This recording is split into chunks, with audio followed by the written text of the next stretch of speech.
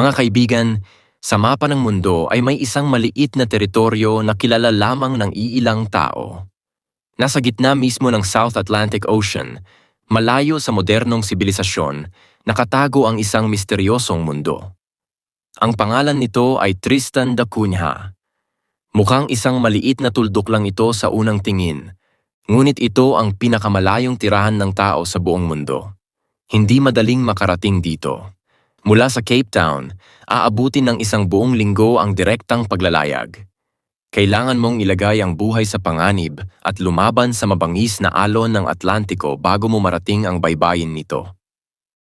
Ang espesyal, sa maliit na bulkanis lang ito, 250 lang ang naninirahan. Sa loob ng mga dekada, 7 o 8 pamilya lamang ang nakatira rito. Maging ang kanilang apelyido ay pare-pareho pa rin mula sa kanilang mga ninuno. Ang tanging pamayanan ay tinatawag na Edinburgh of the Seven Seas. Higit na tama na tawagin itong isang malaking pamilya na magkakadugo kaysa tawaging ordinaryong baryo. Dito, lahat ay nagbubatian kapag nagkikita. Walang airport, walang traffic lights, walang luxury restaurant o wala ni isa. Ang buong buhay nila ay umiikot sa hangin at sa mga alon ng dagat. Kahit sa panahon ngayon ng makabagong teknolohiya, ang nagdedesisyon pa rin sa kanilang buhay ay ang Atlantic Ocean mismo. Curiosity pause. 2 segundo. Paano kaya nabubuhay ang iilang taong ito sa gitna ng napakabangis na karagatan? May mga lugar sa mundo na kapag tiningnan mo, parang hindi totoo, parang katang-isip lang sa mapa. Ganito si Tristan da Cunha. Kapag tumayo ka sa gilid ng isla at tumingin sa paligid, saan man abutin ng mata, karagatan na lang. Walang ibang lupa na makikita, walang ilaw ng lungsod, walang bakas man lang ng mga barko. Ang napakalalaking alon na galing sa Antarctica ay naglalakbay ng libu-libong kilometro bago ito dumating at malupig na bumagsak sa mga bato ng isla. Walang makapagsasabi ng tiyak kung ano ang panahon dito. Isang sandali ay tahimik, sa susunod na sandali ay biglang may malakas na bagyo. Sa mga oras na iyon, parang gusto ng dagat na lamunin ang buong isla. Kapag nakatayo ka rito, iisa lang ang maiisip mo. Ito ay hindi hangganan ng kahit anong bansa.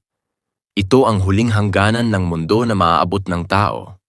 Sa gitna ng ganitong nag-iisang mundo, may nakatagong kababalaghan.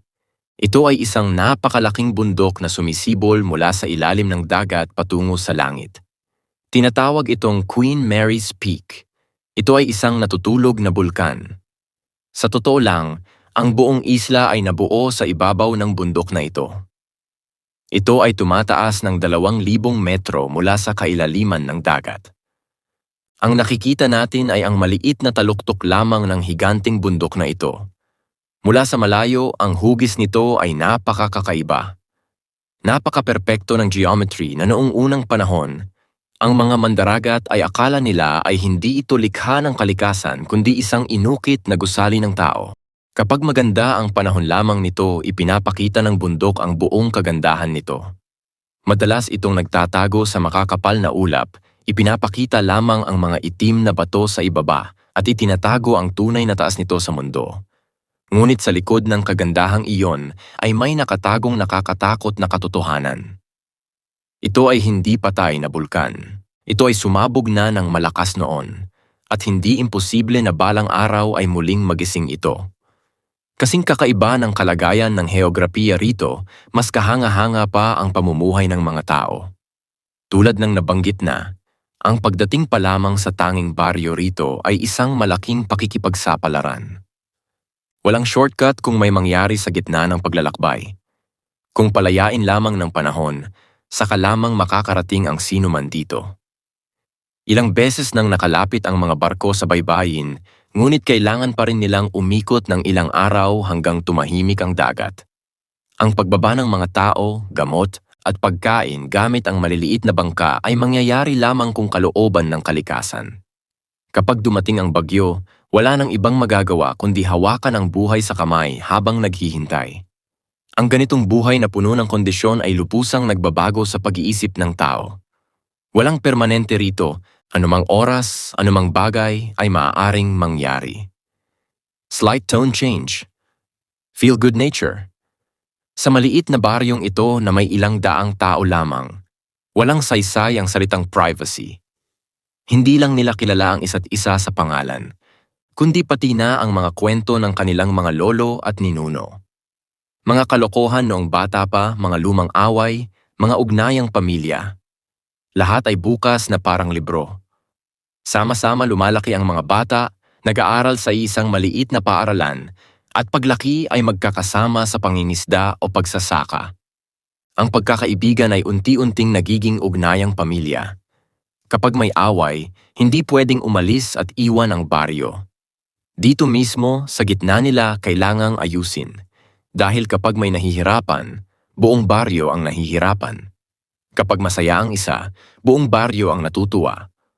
Halos walang tagalabas na nakapasok at nanirahan dito. Ang iilang apelidong meron ay mula sa kanilang mga ninuno at ipinapasa sa henerasyon hanggang henerasyon. Walang halos nababanggit na pagkakaiba sa kultura o relihiyon. Ang salitang dayuhan ay wala sa kanilang bokabularyo. Marahil ay walang ibang lugar sa mundo na may ganito katahimik, walang pressure at malinis na pamumuhay. Ang distansya ng tao dito ay hindi minamahan sa kilometro, kundi sa bilang ng araw na ginugugol sa dagat. Alam nating lahat kung gaano tayo nakokontrol ng mga eroplano, highways at oras. Pero sa pulong ito, wala ang lahat ng iyon. Kahit landasan para sa eroplano, walang patag na lupa. Lahat ay batong mula sa pagsabog ng bulkan. Ang trabaho ay hindi sumusunod sa orasan kundi sa bilis ng hangin at alon. Mas malakas ang kalikasan kaysa tao rito. Ang laging malakas na hangin ay minsan ay nagpapahirap palang lumabas ng bahay. Ang mga bahay dito ay para lang sa kanlungan, hindi para sa karangyaan. Ang pagsasaka sa lupa ng bulkan ay mapanganib. Kailangan ng malaking pasensya at matinding sipag bago tumubo ang pananim. Sa gitna ng lahat ng kahirapang ito, alam niyo ba kung saan nanggagaling ang kanilang pera? Ang buong ekonomiya nila ay nakasalalay sa panghuhuli ng Tristan Rock Lobster. Hindi pwedeng manghuli ng basta-basta. May mahigpit na kwota. Ang layunin ay mapanatili ang yaman ng dagat para sa susunod na mga henerasyon. Kapag nabigo ang isang season, buong baryo ang apektado. Ang kawili-wili, walang korporasyon ang nagkokontrol nito. Ang mga desisyon ay ginagawa ng mga residente mismo. Mas importante sa kanila ang balanse ng kalikasan kaysa sa kita. Para sa kanila, ang dagat ay hindi makinang pangpera kundi ang pinagmumulan ng kanilang buhay. Sa ibang lugar, tumatawag ng mga manggagawa kapag gustong magpatayo ng bahay. Dito, lahat ng taga-baryo ay nagkakaisa at tumutulong. Kapag may kailangang ayusin, kusang dumarating ang kapitbahay. Minsan iisang tao ang nanghuhuli ng isda, nagtatrabaho bilang karpintero at nagtuturo pa sa paaralan. Kapag may nagkasakit o nahihirapan, hindi ito personal na problema kundi responsibilidad ng buong baryo. Ang katotohanang walang makakabuhay ng mag-isa ang nagiging dahilan kung bakit sila napakalapit sa isa't isa. Ang pagiging malayo ni Tristan da Cunha sa labas ng mundo ay hindi lamang dahil sa heograpiya. Ito rin ay kanilang sariling pinili. Napakahirap ng mga batas para manirahan dito ng permanente.